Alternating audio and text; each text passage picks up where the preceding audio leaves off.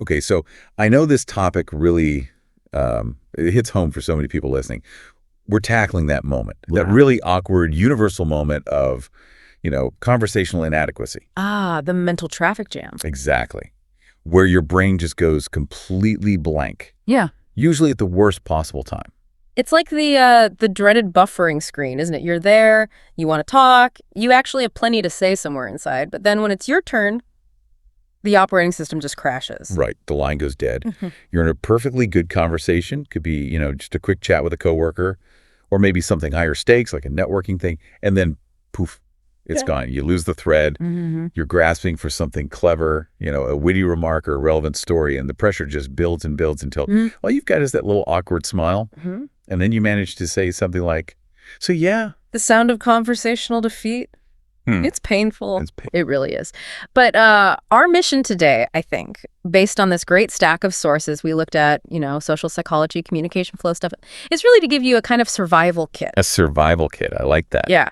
We're unpacking, 9 powerful, really practical strategies designed specifically to help you bypass that mental freeze up and just keep a confident, steady flow going. Doesn't matter if it's just socializing or presenting at work or even trying to ask for directions when you're traveling. Yeah, I really love the foundational idea here, the promise these sources make, which I think is key before we even dive in, which is if this happens to you, if you freeze like this, you're not boring. No. You're not broken. It's not some deep personal flaw. Absolutely not. It's presented much more as a tactical error, a setting that's maybe just a bit off in your brain's communication defaults, and it's fixable. Okay, thinking of it as a technical issue, not a personality failure. Yeah. That feels instantly better. Doesn't it? It takes the self-judgment right out of the equation. So we can move past that awful cycle of, awkward silence leads to beating yourself up about it, and move into a space where we're talking about deliberate, confident flow tactics. All right, let's do that. Let's unpack the mechanics of the freeze itself. Because like you said, it feels like your brain is totally empty in that moment, like there's just nothing there. Right. That's the feeling. Intense pressure, total blankness. But the sources we looked at, they suggest it's actually the complete opposite. You really do. And that's the core of what they call the conversation paradox. See, we have this myth ingrained in us, right? That good conversationalists, the really smooth ones, they always have the perfect thing ready to say. Yeah, totally. They never stumble. And if we don't have that perfect line, well, then we must be dull or slow or just bad at talking. But the reality, according to this research, is you don't run out of things to say because your brain is empty. You run out because it's way too full. Okay, hang on. That feels completely backwards. If I'm stuck, I feel silence, emptiness. How can being too full lead to nothing? Well, think about what's happening internally. The instant someone stops talking, your brain, which is basically content-generating machine, it throws up a dozen potential responses almost immediately. You get story ideas, random thoughts, opinions, weird connections, jokes, questions. Okay, yeah, raw ideas, I get that. That's the raw material. But the silence, that comes in the tiny gap, maybe milliseconds, between that raw idea popping up and you actually saying it. The hesitation. Exactly. That hesitation is where the trouble starts. Because that's when the sources call the bouncer steps in. The bouncer. Okay, tell me about this guy. He's your inner overthinker, your internal editor, and he's ruthless. His job is basically to scan all those raw ideas and delete them before they even get close to your mouth.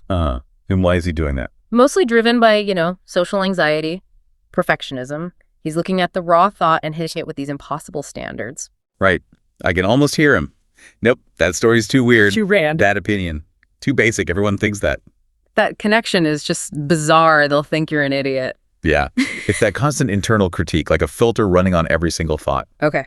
So because I hesitate, even for a second, to try and find the perfect thing instead of just saying something, the bouncer jumps in.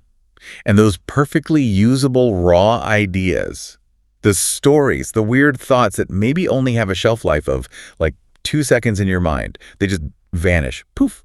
They're like little waves of mental energy. Gone. Because the doubt, the search for perfection, gave the bouncer the opening he needed. Exactly. He strikes them down. Yeah. And what are you left with? That long, awkward pause and the feeling that you had absolutely nothing to add. Wow. Okay. So if I'm getting this right, the core problem isn't that I lack ideas. Not at all. It's that I have this hyper-efficient, probably overly harsh self-censorship system, the bouncer. You got it. And he's deleting perfectly good conversational stuff. Maybe not perfect, but good enough. Good enough is key. We're struggling with too much internal judgment, way more than we are with a lack of actual content. Okay, that's a huge shift in perspective right there. It's the breakthrough, really. Before we even get into the specific tricks, realizing you have to somehow bypass this bouncer. You need to accept that the messy, human, maybe slightly imperfect stuff you think of, that's actually the good stuff. The filtering is the real enemy of flow. Right, filtering is the enemy. Okay, so how do we fight back? How do we actually tactically stop the bouncer from deleting everything? This must bring us to the first big mindset shift. The first trick for immediate defense. It does. This is trick number 1, the 3-second rule. The 3-second rule sounds urgent. It is. It's basically your immediate defense against that inner critic, the bouncer. Yeah. The rule is simple. You have 3, maybe 4 seconds max from the moment an idea pops into your head related to the topic to just open your mouth and say something, anything remotely related. And if you wait longer than 3 or 4 seconds, the bouncer takes control. That original, fresh, maybe slightly messy idea, it's gone. Lost forever to the editing process. Okay, so it's really built on creating a sense of urgency, forcing your hand almost. It is. And it's about giving yourself permission to speak without that heavy editorial filter. You know, it makes me think about who we talk to most easily, like spouses, best friends. Right. We probably use the 3-second rule naturally with them all the time. Because there's no pressure to be perfect. We just talk. That's exactly the point the sources make. The goal is to speak messy, speak human. Think about it. Conversational ideas are perishable. They have a short shelf life. Okay, give me an example. How does this play out? All right, say someone mentions they just bought a new car. Your brain instantly generates threads, right? I wonder if it's electric. That reminds me of that awful time my car broke down. My uncle used to collect vintage cars. You know, stuff like that. Yeah, okay. Few different directions. Now, if the bouncer gets involved, he starts critiquing immediately. Don't talk about your uncle, that's irrelevant. Don't bring up the breakdown, that's a downer. So you filter it all out, hesitate, and end up just saying, oh, cool, or nice, and boom, conversation wall. Right. Dead end. Whereas if you apply the 3-second rule, you catch one of those ideas while it's still, like, warm in your mind. You bypass the bouncer's analysis and just launch one, even if it's imperfect. Like what? What's an imperfect but okay response there? Maybe something immediate and honest like, oh man, new car payments. I do not envy you that right now. Okay, yeah. A bit blunt maybe, but it keeps the conversation alive. It keeps it flowing. It's real. It's unfiltered honesty. And often that's actually way more engaging than some polished, delayed, perfect response that never comes. Okay. But I have to push back a bit here for the listener who's thinking about, say, a really important work meeting or a formal networking lunch. Won't just speaking messy make me sound unpolished or impulsive in a bad way? That's a really important distinction. It's a fair question. The 3-second rule isn't about speaking irresponsibly or saying something offensive. It's about speaking authentically before perfectionism shuts you down completely. Okay. So in that professional setting, maybe you're trying really hard to find the absolute perfect industry jargon or the most insightful point, and you spend 5 seconds searching.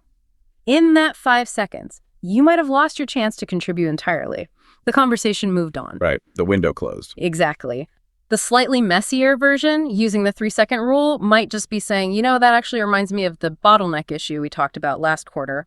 It might not be the most eloquent phrasing ever, but it's a contribution. It keeps you in the game. It shows you're connecting the dots. And it's probably better than saying nothing at all because you were searching for perfection. Way better. Yeah. The bouncer's perfectionism, that internal demand for the flawless comment, is far more damaging to your presence in that meeting than a slightly unpolished but relevant contribution. Okay, that reframing helps a lot. Prioritize contribution over unattainable perfection. Got it. Got it. So trick 1 helps us get the content out. But what about those times when the well genuinely feels dry? Or you just feel completely lost on where to go next? Yeah, that happens too. Even if you bypass the bouncer, sometimes you just draw a blank. Which brings us to the second fundamental shift. This is trick number 2. Switch to detective mode. Ah, yes. This one is powerful. And it's also kind of self-soothing, I find. See, most of us approach conversations in what you could call talk mode. Talk mode, meaning? Meaning the internal pressure is all on performance. You're thinking, what impressive thing can I say? How can I sound clever? How can I hold their attention? It's all about output. Okay, yeah. I feel that pressure sometimes. Switching to detective mode means you consciously shift that internal focus away from performing towards genuine curiosity. You start thinking, what can I learn here? What's interesting about this person? What don't I understand about what they just said? So less about transmitting, more about receiving and investigating. Precisely. We often have this idea, right, that to be interesting, we have to say interesting things, have witty stories, unique opinions. Be the entertainer. But the sources we looked at consistently point out something else. Often, the most interesting people in the room aren't the ones talking the most. They're the ones asking the best questions. Because asking good questions makes the other person feel interesting. Exactly. Think about it. When you're stuck in talk mode and someone drops a simple piece of information like, oh, I just got back from a trip to Italy, the anxious talk mode brain panics. Oh, no, I've never been to Italy. I know nothing cool about Italy. Quick, change the subject before they realize I'm boring. Been there. Definitely a conversational dead end. But detective mode, it completely shifts the focus. You stop worrying about how you look or what you know about Italy. And you start focusing on their experience instead. Right. And that simple shift, that focus on genuine curiosity about them, it basically kills the anxiety. Because you're no longer trying to impress them. The pressure's off. You're just trying to connect, to understand their story. Okay, I see that. Less self-focus, less pressure. And it opens up everything. Detective mode doesn't panic about Italy. Detective mode asks, wow, Italy, whereabouts did you go? What was the most unexpected thing you saw there? Did anything go, hilariously wrong while you were traveling? And boom. The moment you ask a good, open-ended question like that, you've done two things. One, you've restarted the flow effortlessly. Two, you've invited them to tell a story. And people generally like telling their stories. They love it. They light up because they feel heard, they feel interesting, and suddenly you become the interesting person they want to keep talking to. All by shifting from trying to be interesting to simply being interested. That's the core of detective mode. Curiosity kills anxiety. Okay, this is great. So we've used the 3-second rule to get past the bouncer. We've switched to detective mode, so we always have fuel. Now the next challenge, how do we keep it going? How do we deepen the connection beyond just surface-level questions and answers? Yes. Sustaining the momentum and actually building rapport. That's crucial. Which leads us, I think, to trick number 3, the power of follow-up questions. Or as the sources put it, zooming in. This is where so many conversations, even good ones, tend to fizzle out. People ask a decent opening question, they get a response, maybe a summary, and then they immediately jump to a completely different topic. Like they're just checking boxes. Asked about trip, check. Asked about work, check. Now what's next on the list? Exactly, but the sources are really clear. The real connection, the depth, it happens when you linger on a topic, when you don't jump way too fast. So a single question might start things, but it often ends that specific line of thought. Whereas the follow-up question, that's what deepens it. That's what shows you're actually listening and interested in the details. And the sources had a really simple 3-step strategy for this, right? For crafting good follow-ups. They did. Super practical. Step 1, listen actively. Really tune in, not just for the main point, but for the little details, the specifics they mention. Okay, listen for details. Step 2. Step 2, notice those specifics. Consciously pick out 1 or 2 concrete things they said, a place, a feeling, a person, an event. Got it. Notice specifics. And step 3. Step 3, zoom in. Ask a question specifically about one of those details you noticed. Resist the urge to broaden the topic or switch tracks. Go deeper on that one point. Okay, let's use an example. Maybe something a bit more nuanced than just travel. All right. Let's say someone mentions they took a day off work last week to volunteer at a local community garden. Okay, community garden volunteering. The sort of standard, maybe slightly surface level response might be. Might be something like, oh, that's nice. Did you have good weather for it? Which is fine. Polite, but disposable, right. It doesn't really go anywhere. How do we zoom in using the 3 steps? Okay, step 1. Listen. Heard volunteered, community garden, day off work. Step 2. Notice specifics. The volunteering aspect, the community part, maybe the contrast with work. Good. Now, step 3. Zoom in. Ask about one of those specifics. What kind of question could you ask? Instead of the weather, maybe something clarifying. Like, oh, wow, is that something you do regularly, the volunteering? Or was it like a one-off event? Excellent. That zooms in on the commitment level. Or if you want to go a bit deeper, maybe an interpretive follow-up. What would that sound like? Maybe something like, that's really interesting. What is it about gardening, especially maybe in a community setting, that you find restorative, particularly compared to, the usual office grind? Ah, okay. That question forces them to think about the why, not just the what, the motivation behind it. Exactly. You're asking them to articulate the feeling, the value. That's much more revealing, much more connecting than just asking about the weather or what vegetables they planted. It's like you become the director of a little mini movie playing in their head. And you're keeping the camera focused on the most interesting scene instead of cutting away to something random just because you feel like you need to change the subject. That's a great way to put it. The gold is always in the follow-up. People switch topics way too fast. Why do we do that? Is it fear of being nosy? Partly that, I think. Or maybe feeling that the detail isn't important enough to dwell on. But lingering, asking that follow-up, that's precisely what builds rapport. It shows the other person that even the small details of their experience are genuinely interesting to you, worth your time and attention. That makes sense. Okay, so follow-ups create depth. And this connects really nicely to the next trick number 4, which feels like it gives you conversational insurance, a safety net.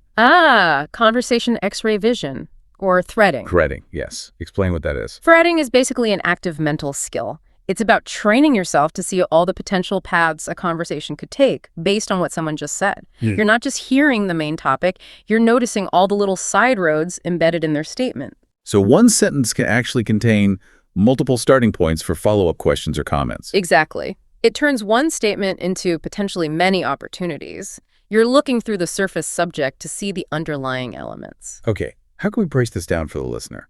When someone says something, what should they be scanning for to find these threads? We can probably group them into, say, 4 main categories. If you actively listen for these, you'll usually find several threads in almost any sentence.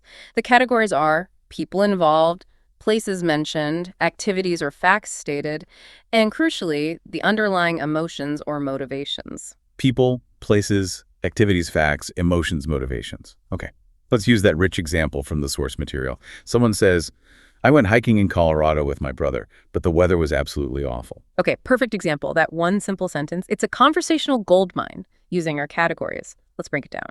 Activity, hiking, that's thread 1. You could ask about the hike itself, their experience level, the trail. Okay, place, Colorado. Thread 2, ask about that part of Colorado if they've been before, what they like about it. Right, person relationship, their brother. Thread 3, is he older, younger?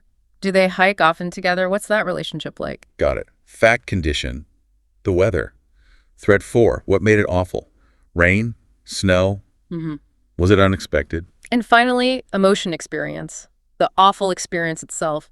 Thread 5, how did they cope? Did anything funny happen because of it? What did they learn? Wow. Okay, so one sentence gives you at least 5 distinct directions you could take the conversation. Minimum. And this completely eliminates that feeling of panic. Yeah, because if I pick one thread, say, I ask about the hike itself, and they give a short answer like, oh, it was okay, just a short walk, it doesn't die there. Exactly. You don't feel stuck. You just mentally glance at your list of other threads and gracefully pivot. So I could just switch to, oh, okay, well, tell me about your brother then. Is he the one who usually drags you out hiking? Perfect pivot. Threading means you're never truly stuck. By proactively standing for people, places, activities, and emotions in everything you hear, you turn what could be a single, potentially boring topic into this dynamic, choose-your-own-adventure story. And you have the map, because they just handed you all the potential destinations in their sentence. Precisely. It shifts the pressure entirely. You're not desperately trying to invent new content. You're just selecting from the menu they've already provided. That feels much more manageable. Okay, so we can start, we can deepen, we can sustain, but conversations aren't just about endless flow, right? There's a dynamic. Absolutely. Pure flow without any sense of structure or balance can actually feel, well, kind of weird or uncomfortable sometimes. Which brings us to trick number 5, mix in the playlist. Finding that balance between the heavy stuff and the lighter moments. Yeah, the playlist analogy they used is really good here. Because we've all met people who seem to operate on only one frequency, haven't we? Oh, definitely.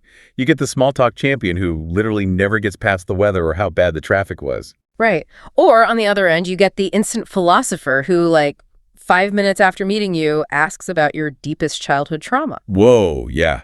Too much too soon. Both extremes are problematic. If the conversation is only deep, only heavy, it gets emotionally exhausting really fast, especially early on. But if it's only light, only surface level fluff. It gets boring, it's forgettable. Ultimately, it doesn't feel very satisfying, does it? You don't really connect. So we need range, like a good music playlist. Exactly. You need the slow songs, the deep cuts, but you also need the upbeat tracks, the dance numbers. The strategy is to learn how to shift between them. Okay, so how does that work in practice? You generally start light, build some initial rapport. Then, using things like detective mode and follow-up questions, you carefully go a bit deeper, probe those why questions, share a small personal detail yourself. But then, and this is the crucial part of mixing the playlist, you need to know when and how to bounce back to something lighter, especially if the energy starts feeling too serious or too intense or just draining. Okay, the bounce back. The sources called this the vibe reset, right? How do we pull that off without it feeling awkward or dismissive of the deeper topic? A good vibe reset isn't about abruptly changing the subject in a jarring way. It's more about intentionally pivoting to something less emotionally loaded, just to give everyone a breather. Okay, give me an example. Say we're at work having a pretty intense discussion about looming deadlines and project stress. The vibe is heavy. Right. A professional vibe reset in that moment wouldn't be, telling a knock-knock joke. Probably not. But it might be pausing, acknowledging the seriousness, and then shifting slightly. Okay, I know we need to figure this out, but just to clear the air for 1 second, did anyone else notice they put that weird purple carpet in the cafeteria? Seriously, who signed off on that? Okay. You're using observational humor, something unrelated and non-controversial, just to briefly break the tension. It gives everyone's brain a quick reset. Exactly. And in a purely social context, the reset can be even simpler, maybe more playful. Like if you and a friend are talking about something really personal, maybe a past relationship difficulty. Yeah, and it's getting intense. You need to signal a need for a breather without shutting them down. A social vibe reset could be something like, okay, hang on, that's heavy stuff. Let's just pause on that for a sec. Quick question. What's the absolute silliest impulse buy you've made in the last month? Okay, yeah. That immediately shifts the energy. Uses humor, changes the cognitive task from deep emotional processing to recalling a fun, light fact. Right. So mastering the flow isn't just about keeping it going. It's about managing the energy of the flow.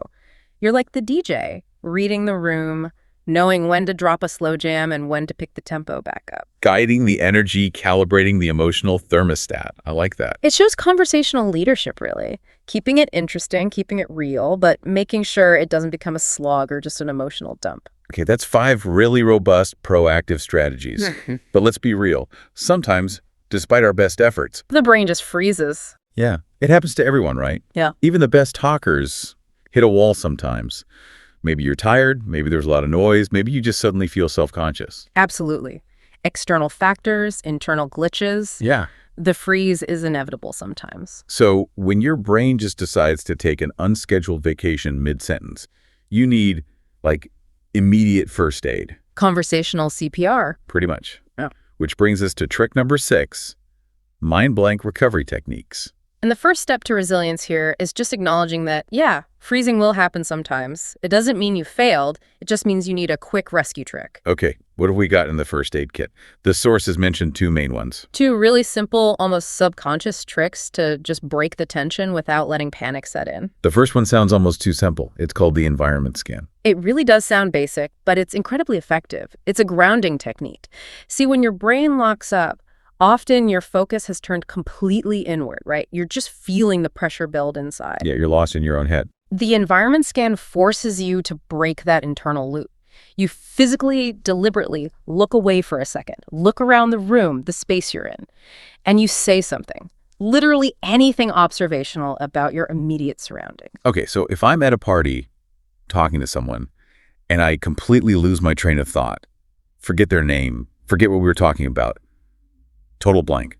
I can just pause, maybe look up at the ceiling and say, I just noticed the light fixture in here. It's really unusual. Perfect. Or, wow, they've got great music playing in here. Or, this coffee shop always smells amazing. Anything. It feels a bit random, but... But think what it does. 1, it breaks that paralyzing internal spiral you were in. 2, it instantly provides a piece of low-stakes content. You said something.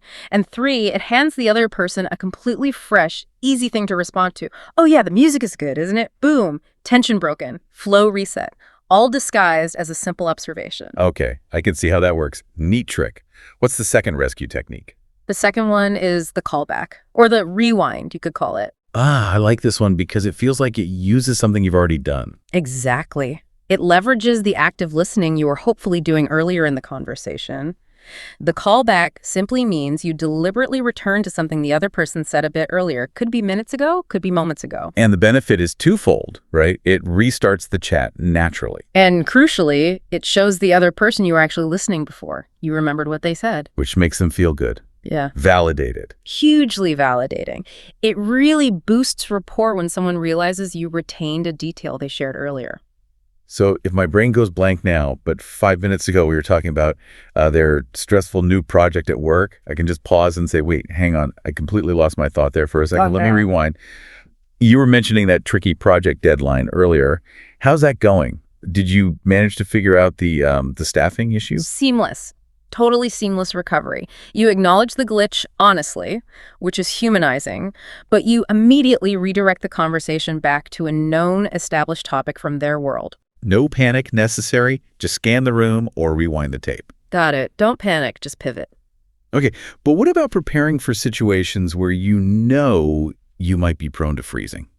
Like heading to a big networking event or a job fair or even just a long flight next to a stranger, especially if your energy is low and you just don't feel like you have the capacity to be in full detective mode the whole time. Yeah, sometimes you know you're not going to be able to freestyle effectively. You need a safety net. Which is trick number 7, the conversation emergency kit. Your pre-prepared conversational toolkit. This is a purely proactive defense mechanism. It's basically having a mental list, or you could even jot it down, of maybe 5 to 7 reliable, universally appropriate, ideally somewhat fun or engaging questions. Questions you have ready to deploy instantly when your brain feels empty and you can't trust yourself to generate something spontaneously. Essential for those low energy moments or when anxiety is running high. But hang on. Doesn't relying on a list of canned questions kind of defeat the whole purpose of the authentic, messy human flow we were just talking about with the 3-second rule? Isn't it artificial? That's a really fair challenge. And yes, if you only relied on the kit, it would feel artificial. But the key is its purpose. The kit isn't meant to be your primary conversational strategy. It's your emergency backup. Okay, so it's for when the engine really stalls. Exactly. When you're genuinely running on empty, pulling out a well-chosen prepared question that sparks an interesting response from them is infinitely better than sitting there in painful, awkward silence. You use the kit question just to get the engine started again. And then, the moment they respond, you immediately switch back into detective mode and use follow-up questions on their answer. Ah, I see. So the prepared question isn't the conversation itself. It's just the spark. The real conversation happens in the follow-up, fueled by curiosity about their answer. Precisely. The quality of the kit questions matters, though. They need to be open-ended, designed to elicit more than a one-word answer. They should invite a story, an opinion, something you can actually engage with. What are some good examples from the sources for this kit? They had some great ones. Simple but effective, like, what's been keeping you busy lately? That's nice and open, could be work, hobbies, family. Or what's something you're genuinely excited about right now that focuses on positive, forward-looking energy? I like that one. Less likely to lead down a negative path. Right. And then there's the classic, always interesting one. If you could teleport anywhere in the world for just 24 hours, no strings attached, where would you go? Oh yeah, the teleportation question. That always gets people thinking. Because they have to explain the why. Right. Why that place? Why only 24 hours? It reveals values and interests. Good stuff for the kit. And the sources mention needing to maintain it. Yeah, critically important. You have to keep the kit fresh, like a music playlist. If you ask the same 5 questions at every single event for 6 months, you'll get bored of them, and they'll start to feel stale and lose their power. So swap them out occasionally, find new good ones. Keep the safety net feeling fresh and reliable, so when you really need it, you can pull out a question with confidence and know it's likely to spark something interesting. Okay, so at this point, we've started the conversation, we've deepened it, we have rescue techniques, we have an emergency kit. The flow should be pretty solid. But let's talk about impact. How do you make sure the conversation wasn't just pleasant? How do you make it memorable so they actually remember you and the interaction later? Moving from just good conversation to memorable connection. Yes. That's where trick number 8 comes in, making it personal. through strategic self-disclosure. Right. For someone to really remember the interaction and remember you, the conversation usually needs to shift, at least briefly, from being solely about them or general topics to include a little something genuine about you. It's about moving from small talk to real talk, even if just for a moment. Exactly. And the key here is strategic vulnerability. We're not talking about oversharing your deepest fears or reciting your life story. That can be off-putting. It's about injecting one small, honest, human detail about yourself that relates to the topic at hand. And why is that so powerful? Why does that little bit of sharing make such a difference? Because it's an invitation. When you share something small and personal, it signals trust and warmth. It makes you relatable. It implicitly invites them to share something similar, creating a loop of connection. If you only ask questions and keep the focus entirely on them, you might be a great interviewer. But you remain a pleasant stranger, a facilitator, not necessarily a connection. So how do we do this well? The sources emphasize linking it back, right? Yeah. The best way is often to link a general topic you're discussing to a specific, maybe slightly emotional detail or brief anecdote from your own life. So instead of a generic agreement like, I saw that concert too, the band was really great, which is fine, but totally forgettable. Right. Zero personal touch there. How do you make that memorable? You add a small personal anchor? Maybe. Yeah, I saw them. I actually dragged my brother along because he's obsessed with their guitarist. It totally reminded me of our ridiculous teenage years when we used to have like matching band t-shirts for our favorite groups. Okay, see, now that's different. Totally different, right? In one extra sentence, you've given them a little window into your world. You've mentioned your family, brother, hinted at your relationship dynamic, maybe showed a bit of self-deprecating humor about your past, matching shirts, and provided a concrete, memorable image. The matching band t-shirts, that's the detail that's Exactly. That little specific human detail is what lodges in their memory. It transforms you from just that person who also saw the concert into, oh yeah, the person with a funny story about their brother and the matching t-shirts. Connection made. Memorable. Okay, so we've started, well, we connected deeply, we made it memorable, but there's one crucial piece left, the landing. The exit, yes. Just as important as the takeoff. We absolutely have to avoid that awkward fizzle out at the end, the shuffling feet, well, okay then. The conversational collapse, or the abrupt ghosting where you just sort of disappear. Neither feels good. No, we need a smooth ending that leaves everyone feeling positive. Which brings us to the final technique, trick number 9, the perfect exit strategy. A good exit needs to accomplish a few things. It needs to feel respectful, maintain the positive rapport you've built, and ideally, leave the door open for future connection. And the sources broke this down into a really clean 3-step formula for a graceful exit. Step 1. Step 1, the positive affirmation. Start by briefly and sincerely validating the interaction you just had. Something simple like, hey, I really enjoyed talking with you. Or, this was fascinating, you've given me a lot to think about. Okay, acknowledge the value. Makes the other person feel good about the time spent. Exactly. Boosts their feeling of connection. Step 2, the genuine reason. You need to offer a brief, clear, and non-apologetic reason for leaving. Doesn't need to be elaborate. I should probably go mingle a bit more, or I need to run and grab another drink before the bar closes, or I actually have to jump on a quick call soon. Keep it simple, keep it real, prevents them from feeling like you're just ditching them for no reason. Right. It feels respectful of their time. And then the final, most elegant step. Step 3, the future bridge. This is the clever part. It really is. The future bridge is the psychological touch that ensures the positive feeling lingers and the connection feels ongoing, not abruptly severed. It's a subtle way to extend the interaction beyond this specific moment. How do you build that bridge? You link back to something specific from the conversation. If they mentioned a book, an article, a restaurant, a project, use that as your bridge. Say something like, hey, do send me the link to that article you mentioned. I genuinely love to read it. Or let me know how that presentation goes next week. Or even I'll connect with you on LinkedIn later so we can maybe follow up on that idea. So you're creating a reason for potential future contact based on the conversation you just had. Exactly. It makes the ending feel less like an ending and more like a to be continued. They feel connected, not ghosted. And you leave them with a positive action item or thought instead of just walking away. You end on a note of action, positivity, and potential future connection. It's smooth, it's kind, it preserves the rapport, the perfect landing. Wow. Okay, that really is a complete toolkit. 9 incredibly practical strategies, all designed to help us get past that awful conversational freeze and just feel more confident, more connected. If we had to boil it down, what's the absolute core takeaway from this deep dive? I think the core idea really is that this isn't about learning some complicated artificial script. It's much more about getting out of your own head, fighting that internal bouncer, that perfectionist critic. Yeah, being more human, less afraid of messing up. Exactly. Giving yourself permission to be a bit messy. Prioritizing genuine curiosity, that detective mode, over desperately trying to sound smart or impressive. And the more you consciously practice these things, hitting that 3-second rule to just start, using detective mode to fuel the questions, using threading to see all the options, the more natural it becomes and the more natural and powerful you'll sound, really, in almost any conversation. And I think it's also important to remember that last piece of advice. Show up and be interested.